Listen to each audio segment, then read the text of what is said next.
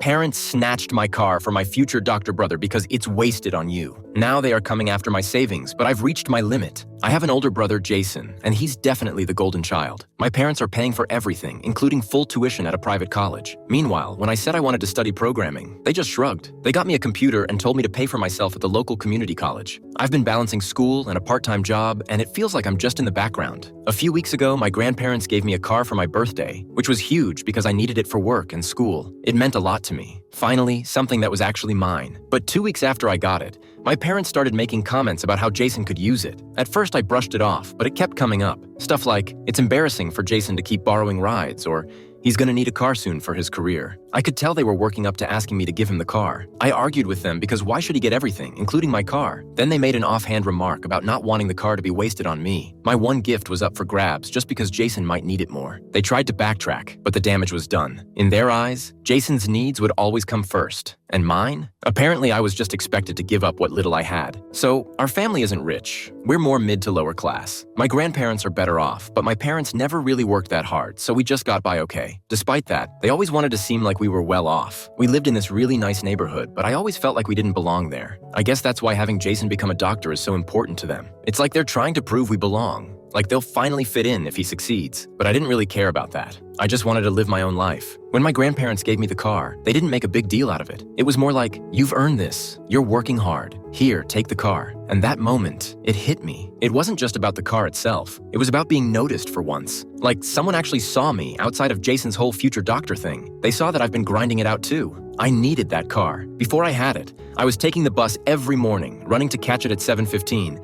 And if I missed it, I'd just sit there waiting for almost an hour. And being late for work again? Not fun. So yeah, the car wasn't just some luxury for me. It was my way to actually get to work on time without stress. It felt like freedom in a way. Like, for once, I wasn't stuck in the background. But now, of course, my parents are acting like Jason deserves it more than I do. I guess because, his life is so much more important. I told them flat out, I need the car for work. I'm not giving it to Jason. And it's not like they haven't heard that before.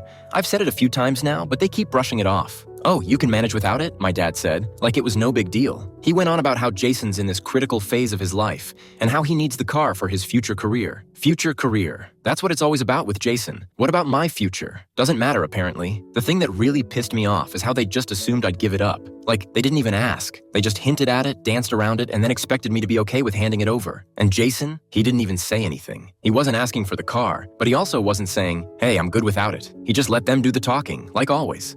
After days of hearing the same arguments about why Jason deserved my car, I was completely done. It felt like I could have been yelling at a wall for all they cared. Every time I tried to explain why I needed it for work, it just got brushed off. My dad kept throwing that same speech at me about how Jason was at a critical point in his life and how we needed to support him. Honestly, I've heard that line so much, I could say it in my sleep. At some point, I realized they weren't even pretending to care about my side anymore. I needed the car to get to my job, but that didn't seem to matter. I'm just the responsible one, right? The one who always figures it out. But Jason, his future, that's apparently the only thing that matters. One night, we had another one of those exhausting talks. They kept going on about how embarrassing it was for Jason to be borrowing rides, especially now that he's seeing his girlfriend all the time. Like, okay, and it's not like Jason hasn't had to deal with life before, but you'd think it was the end of the world based on how they acted. Then my mom hit me with the guilt trip. She has this way of saying things like she's being nice, but it just lands like a punch in the gut. She goes, Jason's working so hard to become a doctor, and we need to help him however we can. They love using that future doctor line to justify everything, as if everything has to revolve around him because he's going to be a doctor one day. I was so tired of it. Tired of explaining, tired of fighting, tired of having the same conversation again and again. They weren't going to stop until I gave in, and we all knew it. So, I caved. Not because I thought they were right, but because I just couldn't take it anymore. I made a deal. Fine, Jason can have the car, but you have to pay for my next semester's tuition. It was the only card I had left to play. I figured if they were going to bend over backward for him, maybe I could at least get something out of it. I wasn't happy about it, but it felt like the best compromise I was going to get. They agreed almost immediately. That should have been my first red flag. They didn't even hesitate. They acted like I was handing over a bag of groceries. Not the one thing that actually gave me some freedom. The next morning, I handed over the keys. And Jason, he wasn't even surprised. He just took them like it had always been his car. No thanks, no nothing. Just classic Jason. At the time, I thought maybe I'd done something smart. I was annoyed, but at least my tuition was going to be paid. It wasn't a total loss, right? But now, looking back, I wish I'd just stood my ground. The whole time, there was this nagging feeling in my gut telling me not to cave.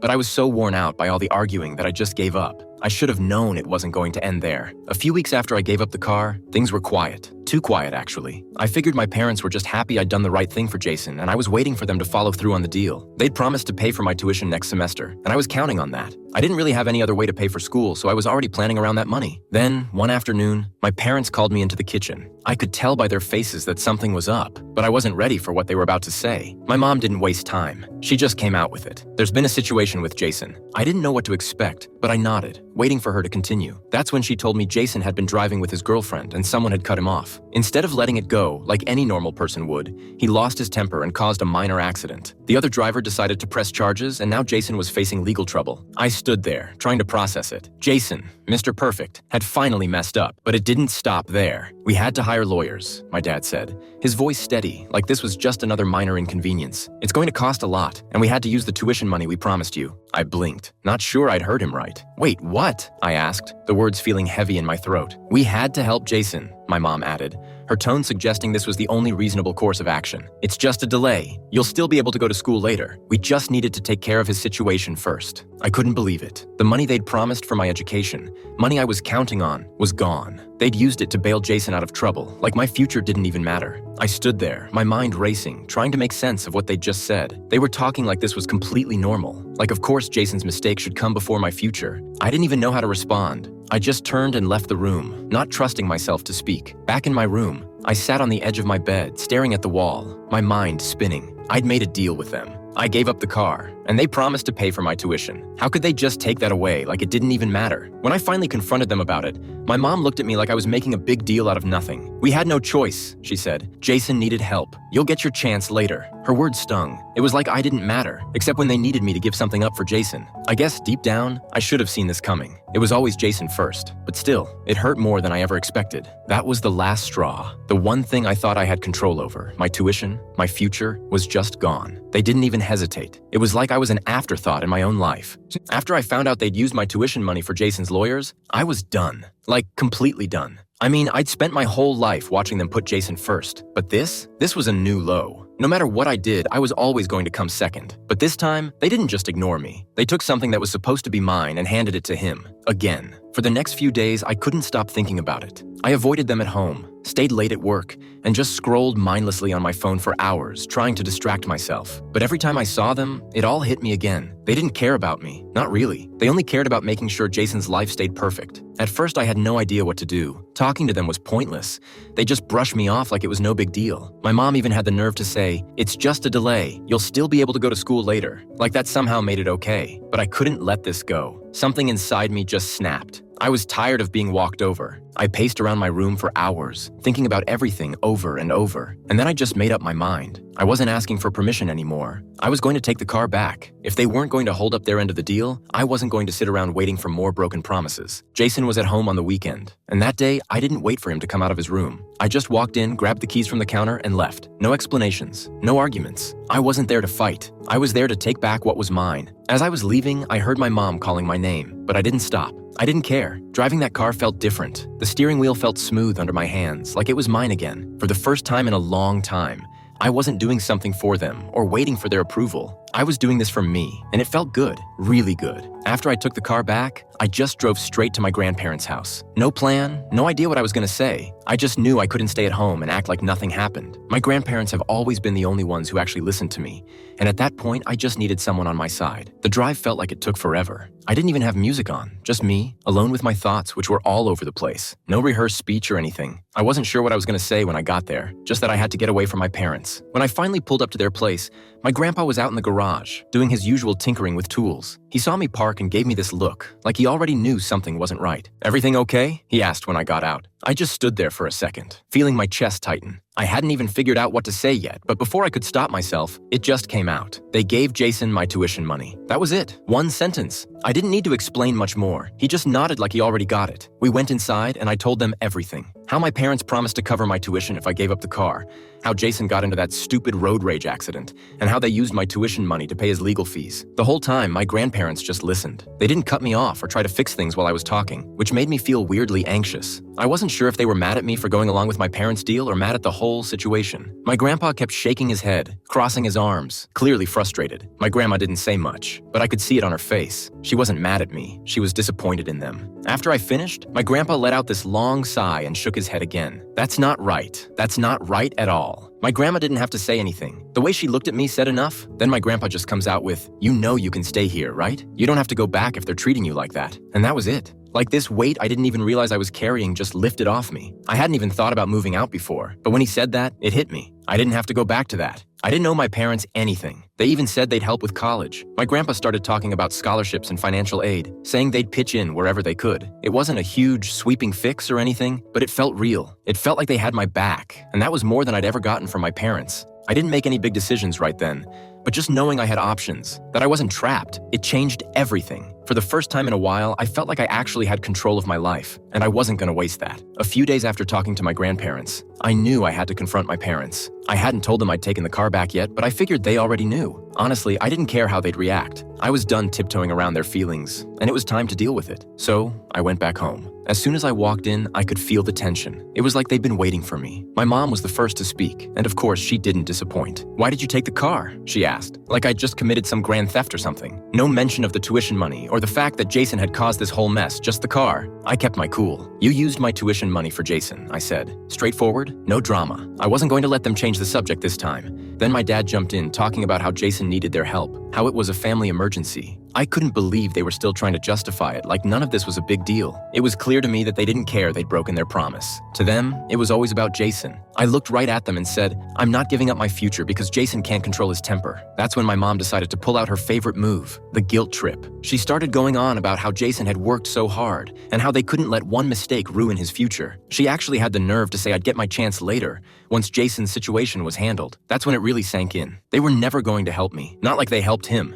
Jason was always going to come first. No matter what I did or how hard I worked, I'd always be in his shadow. And honestly, I was done with that. I told them right then and there that I was moving out. I said I'd be staying with my grandparents and that I didn't need their help or want anything from them anymore. My dad looked completely shocked, like he didn't believe I'd actually follow through. My mom, she went off. She started calling me ungrateful, accusing me of abandoning the family when they needed me most. She even had the nerve to say I was being selfish, but I just stood there and let her rant, because deep down, I knew I was done. I didn't owe them anything anymore. I wasn't going to be part of their twisted world where Jason was the center, and I was just supposed to play along. When I walked out of the house that day, I didn't look back. It wasn't going to be easy, but I had my grandparents, and I had a plan. And for the first time, I actually felt like I was in control of my own life. After I moved in with my grandparents, things were pretty chill. My parents didn't call or text, which I guess was their way of punishing me for finally standing up to them. But honestly, for once, I didn't feel guilty. I knew I needed to get out of that house. Then, out of nowhere, they showed up at my grandparents' place one afternoon. No warning, just barging in like it was nothing. I was sitting in the living room trying to act like it wasn't awkward as hell, but it was. They didn't even glance my way. My grandparents looked surprised, but they kept their cool, way more than I would have. My parents sat down, and my dad pulled out some paper, a bunch of numbers scribbled on it.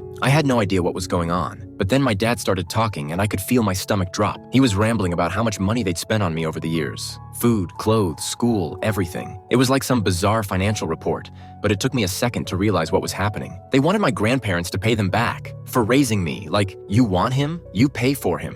I couldn't believe it. It felt like I was some kind of debt they were trying to offload. My dad actually had a number in mind, $210,000. Like that's what they thought raising me was worth. $10,000 for each year I spent with them, plus fees for when my mom was in the hospital. I just sat there, totally blindsided. No words, nothing. But my grandparents, they didn't even flinch. My grandpa calmly said something like, "Let's talk about this," and they all left the room. The silence that followed was brutal. My parents wouldn't even look at me, and I didn't know what to say, so I just sat there, feeling like the rug had been yanked out from under me. When my grandparents came back, my grandpa had that calm but no-nonsense look he always gets when he's serious. He sat down and told my parents that they'd be happy to repay the money, on one condition. My parents would have to pay back everything they'd borrowed from my grandparents over the years for Jason's tuition and other stuff. The look on my parents' faces? Priceless. They were completely thrown off. They tried to argue, tried to squirm their way out of it, but there was no escaping the truth. They owed my grandparents a lot more than they ever wanted to admit. After a few awkward exchanges and some under-the-breath muttering, they finally gave up. My parents stood up, clearly pissed, and stormed out. As they left, it hit me. They were done. Done pretending to care. Done with me altogether. It hurt, obviously, but at the same time, I felt this weird sense of relief. My grandparents had my back, and I didn't need my parents anymore. It was a clean break,